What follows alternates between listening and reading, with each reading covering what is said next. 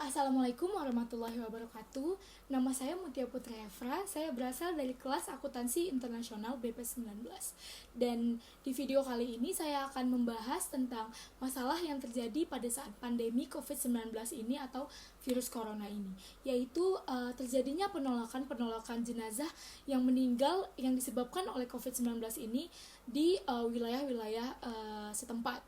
Nah, sebagian dari kita mungkin telah mendengar bahwa ada beberapa masyarakat yang menolak adanya jenazah COVID-19 dimakamkan di wilayah mereka. Mengapa hal ini bisa terjadi?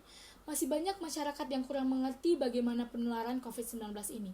Mereka beranggapan bahwa jika jenazah tersebut dimakamkan di wilayah mereka, mereka akan memiliki kesempatan untuk tertular. Hal ini terjadi karena kurangnya sosialisasi terkait COVID-19 ini. Nah, sehingga masyarakat hanya mengetahui bahwa virus ini berbahaya dan penularannya sangat beragam. Jenazah yang ditolak oleh masyarakat setempat, mulai dari masyarakat biasa sampai tenaga medis yang meninggal gara-gara mengobati pasiennya yang terjangkit COVID-19. Tentu ini sangat menyedihkan untuk didengar bahwa bagaimana bisa seorang tenaga medis yang berusaha dan berjuang untuk menyembuhkan rakyat Indonesia dari virus corona ini ditolak untuk dimakamkan. Nah, hal ini tentu banyak menyita perhatian warga Indonesia lainnya. Sebenarnya tidak ada perbedaan antara masyarakat biasa dengan tenaga medis yang dimakamkan yang tertular COVID-19 ini. Namun persoalan yang kita bahas adalah mengenai penolakan jenazah yang dilakukan oleh masyarakat setempat. Penolakan jenazah COVID-19 ini tentu melanggar nilai-nilai yang ada dalam Pancasila, mulai dari nilai-nilai penerapan dan juga nilai-nilai etika yang terkandung dalam Pancasila. Mari kita bahas satu-satu mengapa penolakan jenazah ini melanggar nilai-nilai yang ada dalam Pancasila. Yang pertama yaitu ketuhanan yang Maha Esa. Setiap agama pasti meyakini bahwa suatu saat manusia akan meninggal atau mati. Nah, jika seseorang terkena virus corona, mereka hanya bisa berusaha dan berdoa kepada Tuhan yang Maha Esa agar penyakit yang dideritanya itu cepat sembuh. Dan juga di dalam Islam terutama, kita diberikan waktu tidak boleh lebih dari 5 waktu sholat untuk menguburkan seseorang jenazah.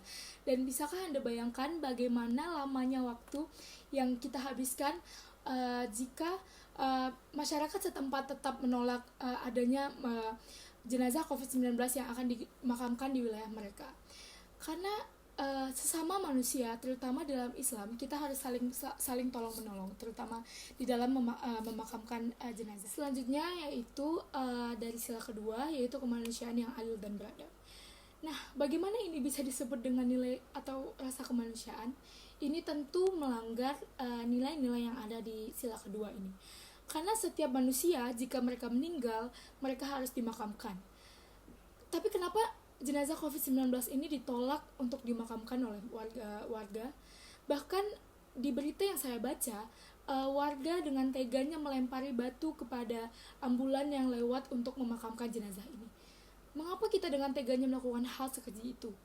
Bahkan jenazah itu juga tidak ingin meninggal dengan cara seperti itu. Jadi ini tentu saja melanggar nilai-nilai yang terkandung dalam sila kedua ini. Selanjutnya yaitu sila ketiga, Persatuan Indonesia. Dalam sila ini mengandung bahwa kita harus saling membantu dan menolong satu sama lain agar persatuan di Indonesia tetap terjalin dan tetap terus ada. Nah, kita tidak boleh memandang jenazah itu meninggal gara-gara COVID-19 atau tidak. Kita sebagai masyarakat Indonesia hanya dapat menjalankan kewajiban kita sebagai masyarakat agar tetap memakamkan jenazah tersebut. Apabila kita menolak jenazah tersebut untuk dimakamkan, maka itu jelas kita melanggar nilai-nilai yang ada di sila ketiga ini. Kita sebagai bangsa Indonesia harus berpedoman kepada Pancasila agar kita bisa hidup dengan damai. Yaitu sila keempat, kerakyatan yang dipimpin oleh hikmat kebijaksanaan dalam permusyawaratan dan perwakilan. Nah, dalam sila tersebut mengandung nilai bagaimana kita bermusyawarah untuk mencapai suatu mufakat. Nah, di sini sebaiknya kita sebagai rakyat Indonesia bermusyawarah tentang bagaimana nasib dari jenazah COVID-19 ini.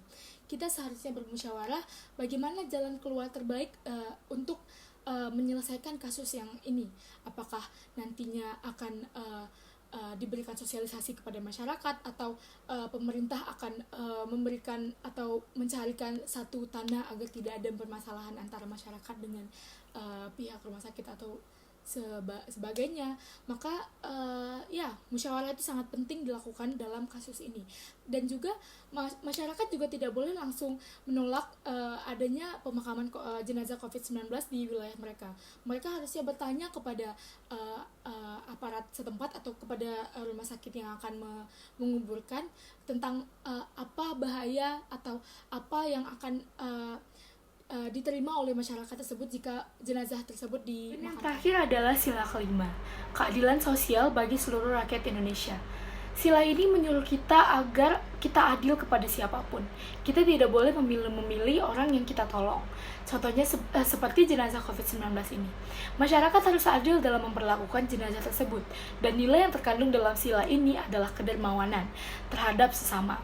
Bagaimana bisa ini dikatakan sebagai dermawan jika kita saja menolak jenazah COVID-19 ini untuk dimakamkan? Masyarakat pun tidak boleh hanya memikirkan diri sendiri, dan mereka harus juga memikirkan bagaimana perasaan keluarga yang akan ditinggal. Nah, jadi tentu saja ini melanggar nilai yang ada terkandung dalam sila. Nah, setelah kita bahas kenapa kasus ini melanggar dari 5 nilai-nilai yang ada di Pancasila, dan bagaimana solusinya agar kita dapat mengantisipasi hal ini terjadi.